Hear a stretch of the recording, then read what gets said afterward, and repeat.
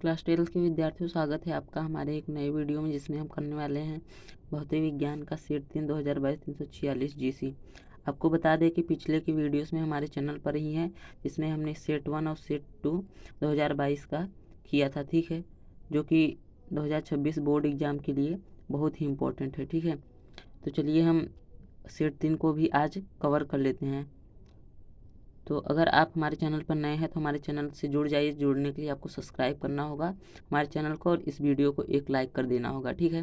तो यहाँ पर देखिए, सबसे पहले हमारा आ जाता है खंड अ। खंड अ में हमारे आ जाते हैं बहुविकल्पीय प्रश्न, ठीक है। तो हम चलिए बहुविकल्पीय प्रश्नों को करते हैं। तो हमारे देखिए एक का क है, जो दो बिंदु आवेश K1 परावैद्युतांक वाले माध्यम में रखे हैं, उनके मध्य लगने वाला स्थिर वैद्युतिकी बल F है। यदि माध्यम का परावैद्युतांक बदलकर K2 हो जाए तब इनके मध्य स्थिर वैद्युत की बल होगा। तो हमारा यहाँ पर ऑप्शन नंबर 3 जो है K1/K2 इंटू में F, ये हमारा ऑप्शन एकदम राइट हो जाएगा, ठीक है।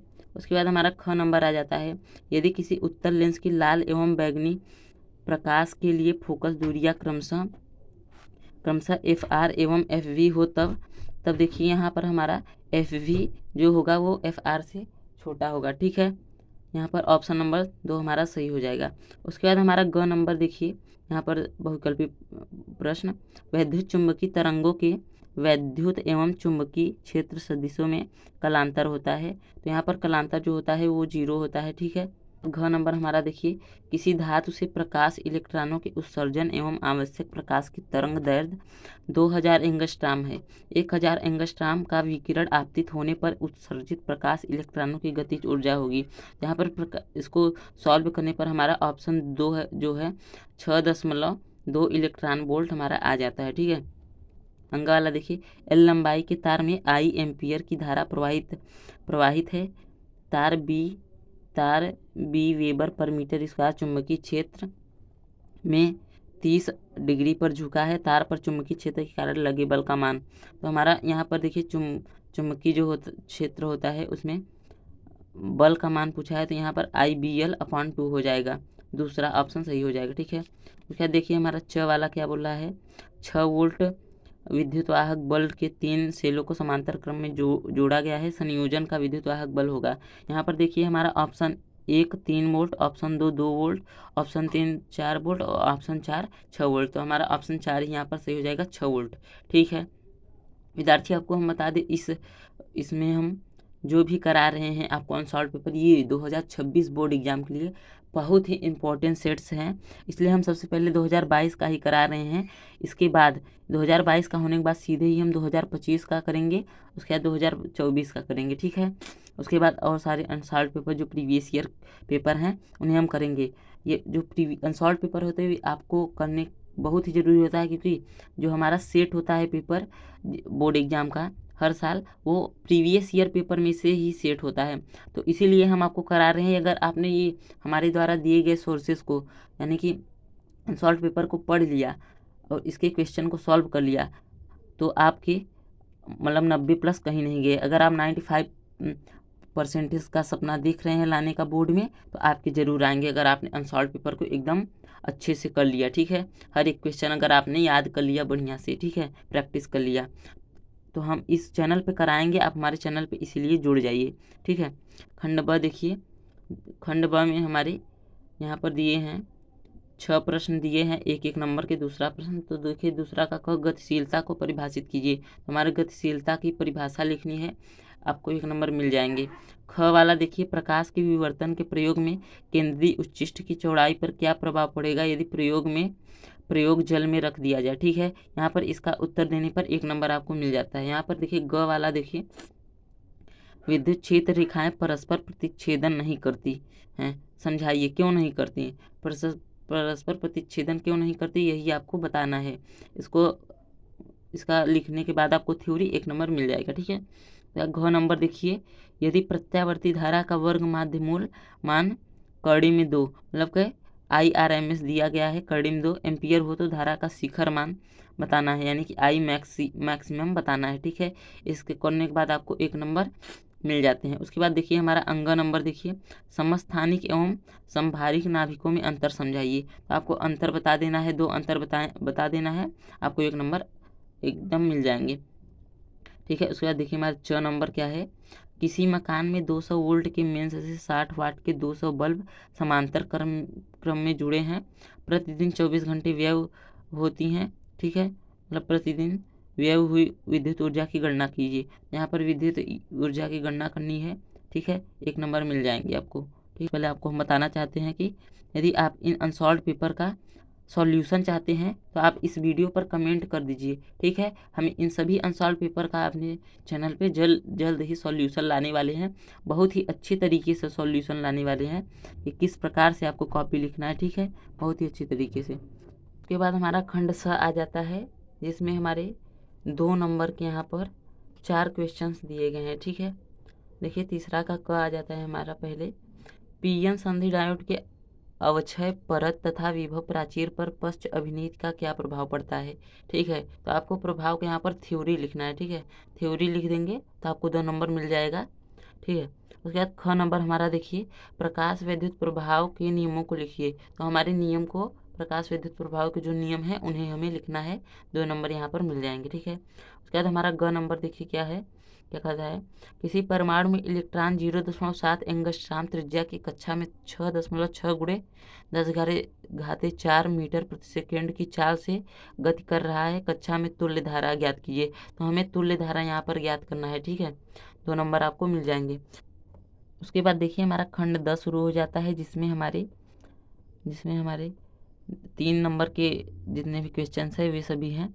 यहाँ पर देखिए, किसी अवतल गोलीय पृष्ठ से अपवर्तन का सूत्र निर्गमित कीजिए। तो हमारे यहाँ पर डेरिवेशन वाला है, प्रकाशिकी से आया है प्रश्न, ये बहुत ही इंपॉर्टेंट है, इसे आप अपने कॉपी में नोट कर लीजिए। यहाँ पर जितने भी प्रश्न हैं उन सभी को आप अपनी कॉपी में नोट करके उसे आप एक बार अपने से ज़रूर प्रैक्टिस करें। उसके बाद आप इस वीडियो के नीचे कमेंट कर दीजिए, जिससे कि हम अगले वीडियो में इस पेपर का सॉल्यूशन लाएंगे। ठीक है, उसके बाद देखिए हमारा ख नंबर, किसी चालक की विद्युत धारिता से क्या अभिप्राय है। दिए गए चित्र में ए एवं बी के मध्य तुल्य धारिता 2 माइक्रोफैरेड है, संधारित्र सी की धारिता ज्ञात कीजिए। तो यहाँ पर देखिए सी हमारा है, इसी की इसका आपको मान ज्ञात करना है। ठीक है, आपको 3 नंबर मिल जाएंगे।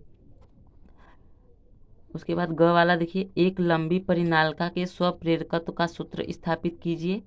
ठीक है, आपको सूत्र मतलब कि सूत्र निगमित करना है, बताना है, प्राप्त करना है, आपको 3 नंबर मिल जाएंगे।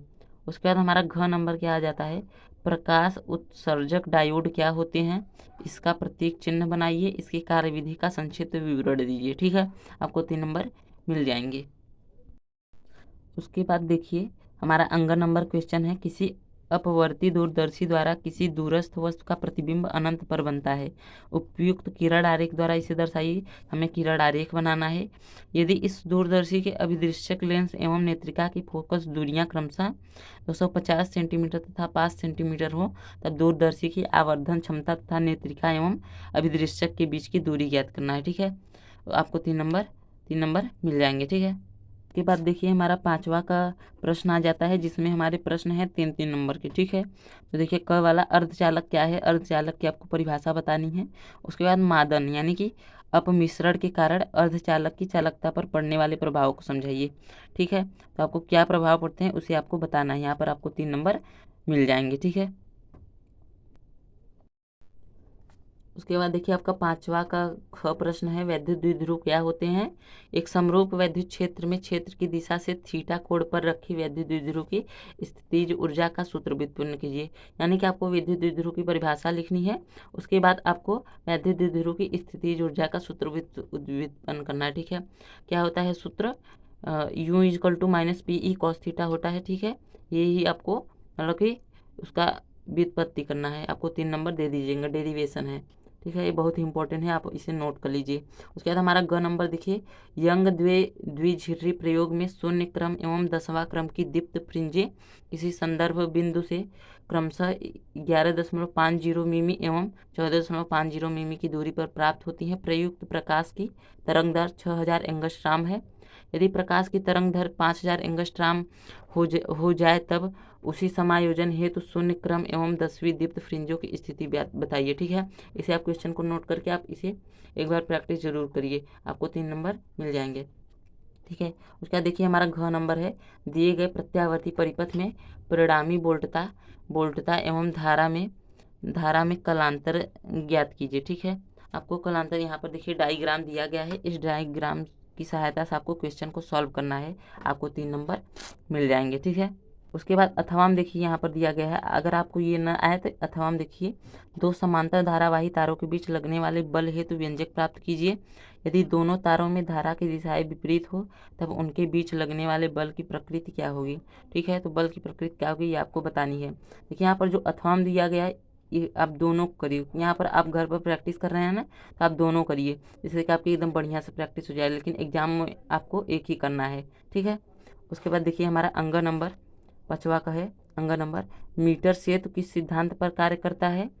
अज्ञात प्रतिरोध x ज्ञात करने के लिए मीटर सेतु का परिपथ आरेख निम्नवत है। सेतु संतुलन की अवस्था में x का मान ज्ञात कीजिए। तो यहाँ पर देखिए हमारा मीटर सेतु का परिपथ आरेख यहाँ पर बना दिया गया है, उसकी सहायता से आपको ये क्वेश्चन सॉल्व करना है। इस डायग्राम की सहायता से आपको 3 नंबर मिल जाएंगे। ठीक है, उसके बाद देखिए विद्यार्थियों हमारा खंड य शुरू हो जाता है, जिसमें हमारे हर एक मतलब क्वेश्चन के लिए 5 नंबर आपको दिए जाएंगे, विशेष उत्तरी प्रश्न है। ठीक है, यहाँ पर देखिए 6वां प्रश्न हमारा, हाइड्रोजन परमाणु की 9वीं कक्षा में इलेक्ट्रॉन की ऊर्जा En = -13.6 बटा के n² इलेक्ट्रॉन वोल्ट है। हाइड्रोजन परमाणु हेतु ऊर्जा स्तर आरेख बनाकर बामर एवं लाइमन श्रेणी की वर्ण रेखाओं के लिए संक्रमण दिखाइए। ठीक है, उसके बाद दोनों श्रेणी के प्रथम वर्ण रेखाओं की ऊर्जा इलेक्ट्रॉन वोल्ट में दर्शाइए। हाइड्रोजन की आयनन ऊर्जा भी प्राप्त कीजिए। इतने प्रश्न आपको करेंगे तो आपको 5 नंबर यहाँ पर मिल जाएगा। ठीक है, विस्तृत उत्तरीय प्रश्न है इसलिए यह बड़ा है। ठीक है, उसके बाद देखिए हमारा 7वां प्रश्न है, संधि डायोड क्या है। संधि डायोड का आपकी परिभाषा लिखना है। उसके बाद पीएन संधि के अग्र अभिनीत और पश्च अभिनीत हेतु वांछित परिपथ बनाइए तथा दोनों स्थितियों में अभिलाक्षणिक वक्र भी दर्शाइए। दिए गए परिपथ में ए मीटर A1 एवं A2 का पाठ्यांक क्या होगा। डायोड डी एक आदर्श डायोड है। ठीक है, यहाँ तक क्वेश्चन है और यहाँ पर बताया गया है डी डायोड जो है एक आदर्श डायोड है। करने के बाद इस क्वेश्चन का आपको 5 नंबर मिल जाएंगे। ठीक है, उसके बाद देखिए अथवा हमारा दिया गया है क्या, द्रव्य तरंगे क्या हैं। डी ब्रॉगली तरंग दैर्ध्य का सूत्र लिखिए। सिद्ध कीजिए कि विद्युत चुंबकीय विकिरण हेतु तरंग दैर्ध्य संगत फोटान की डी ब्रॉगली तरंग दैर्ध्य के बराबर होती है। ठीक है, इस क्वेश्चन का आप करेंगे आपको 5 नंबर मिल जाएगा, यहाँ पर आपको सिद्ध करना है। ठीक है, उसके बाद देखिए हमारा जो 8वां प्रश्न है, संपर्क में रखे दो पतले लेंसों के संयोजन की फोकस दूरी का सूत्र ज्ञात कीजिए। यानी मतलब संयोजन के बाद उसकी फोकस दूरी का क्या सूत्र होता है वो ज्ञात करना है। उसके बाद +5 डायोप्टर तथा -2 डायोप्टर क्षमता के दो लेंस संपर्क में रखे जाते हैं। संयुक्त लेंस की फोकस दूरी की गणना कीजिए। ठीक है, तो संयुक्त लेंस की फोकस दूरी की गणना हमें करनी है, आपको 5 नंबर मिल जाएंगे। अथवा में आपको क्या दिया गया है, हाइगेंस के द्वितीयक तरंगिकाओं के सिद्धांत की व्याख्या कीजिए। इसके आधार पर प्रकाश अपवर्तन के नियमों को प्रतिपादित कीजिए। ठीक है, यहाँ पर आपको 5 नंबर मिल जाते हैं इस क्वेश्चन को करने के बाद। ये सभी क्वेश्चन दोस्तों जो आ रहे हैं विद्यार्थियों, ये सभी बहुत इंपॉर्टेंट है, इसीलिए आप सभी को अपने कॉपी में नोट कर लीजिए और अपने से प्रैक्टिस जरूर करिए। ठीक है, तो चलिए हम अगले प्रश्न पे बढ़ते हैं। यहाँ पर हमारा 9वां है प्रश्न, किसी धारा मापी की सुग्राहिता का अर्थ समझाइए। उसके बाद किसी धारा मापी को वोल्ट मीटर में कैसे परिवर्तित करेंगे समझाइए। ठीक है, या किसी धारा मापी में 1 एम्पियर की धारा पूर्ण पैमाने पर विक्षेप उत्पन्न करती है, इसे 10 एम्पियर परास के ए मीटर में परिवर्तित करने हेतु वांछित शंट एवं धारा मापी के प्रतिरोध में संबंध ज्ञात कीजिए। इस प्रकार के क्वेश्चन जो होते हैं दोस्तों 5 नंबर के, इसमें आपको थ्योरी और न्यूमेरिकल दोनों एक ही प्रश्न में देखने को मिल जाते हैं, तभी आपको विस्तृत उत्तरीय प्रश्न है, आपको तभी 5 नंबर यहाँ पर दिए जाते हैं। ठीक है, उसके बाद अथवा में देखिए हमारा क्या है, वैद्युत फ्लक्स की को परिभाषित कीजिए। उसके बाद देखिए अथवा में हमारा क्या है, वैद्युत फ्लक्स को परिभाषित कीजिए, यानी वैद्युत फ्लक्स की परिभाषा लिखना है। उसके बाद सिद्ध कीजिए कि किसी बंद पृष्ठ से निर्गत संपूर्ण वैद्युत फ्लक्स फाई सतह द्वारा आबद्ध संपूर्ण आवेश क्यों का 1/ε0 गुना होता है। उसके बाद वैद्युत क्षेत्र ई यहाँ पर दिया गया है, वोल्ट मीटर में स्थित है तथा क्षेत्रफल दिया गया है गुना संपूर्ण वैद्युत फ्लक्स का यहाँ ज्ञात कीजिए। ठीक, मतलब कि हमको ई का मान दिया गया है और ए का मान दिया गया है, हमें फाई का मान ज्ञात करना है। ठीक है, इसी के साथ हमारा जो है यह सेट जो है समाप्त हो जाता है। इसमें 9 प्रश्न है कुल मिलाकर। ठीक है, तो यहाँ पर देखिए भौतिक नियतांक दिया गया है, ये सब दिए गए हैं। ठीक है, तो आप इन प्रश्नों को हम अगले वीडियो में आप कमेंट कर दीजिए, हम इसका सॉल्यूशन ज़रूर से लेकर आएंगे। तो आप हमारे चैनल से जुड़ जाइए। चैनल से जुड़ने के लिए क्या करना होगा, आपको हमारे चैनल को सब्सक्राइब कर देना होगा। सब्सक्राइब का नीचे बटन दिख रहा है, आपको हमारे चैनल को सब्सक्राइब करके इस वीडियो को एक लाइक दे देना है। आज के लिए इतना ही, आपसे मिलते हैं अगले वीडियो में सेट 4 के साथ 2022। ठीक है, धन्यवाद।